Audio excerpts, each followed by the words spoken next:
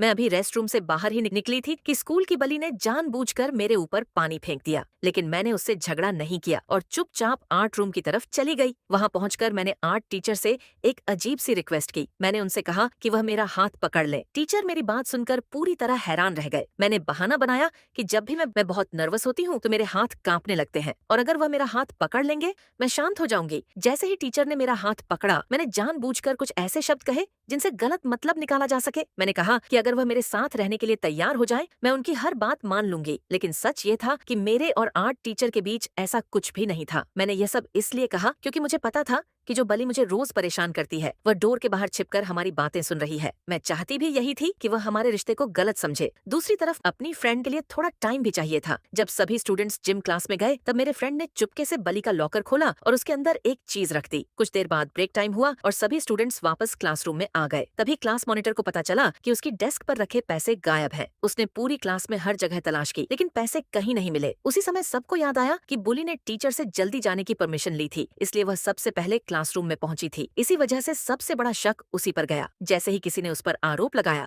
वह गुस्से में अपनी सीट से खड़ी हो गई, लेकिन उसे जरा भी अंदाजा नहीं था कि वह पहले ही मेरे बिछाए हुए ट्रैप में फंस चुकी है। खुद को बेगुनाह साबित करने के लिए उसने अपना बैग जोर से जमीन पर फेंक दिया और गुस्से में क्लास मॉनिटर को बुरी तरह इंसल्ट करने लगी। लेकिन जितना ज्यादा वह अपनी सफाई देने की कोशिश कर रही थी, उतना ही गहराई से ट्रैप में फंसती जा रही थी। मेरा फ्रेंड भी जानबूझकर उसे भड़काने वाली बातें कर रहा था ताकि वह और ज्यादा गलती करे। हालांकि बुली तुरंत उसकी बातों में नहीं आई। उसने प्राइवेसी का बहाना बनाकर किसी को भी अपना सामान छूने से मना कर दिया। लेकिन जब उसके खिलाफ साफ सबूत सामने आ गए तो उसकी हर सफाई कमजोर पड़ गई। चाहे वह जितनी भी कोशिश करती रही, अब कोई उसकी बात पर विश्वास करने को तैयार नहीं था। पूरी क्लास की नजरों में वह एक बेईमान थीफ बन चुकी थी।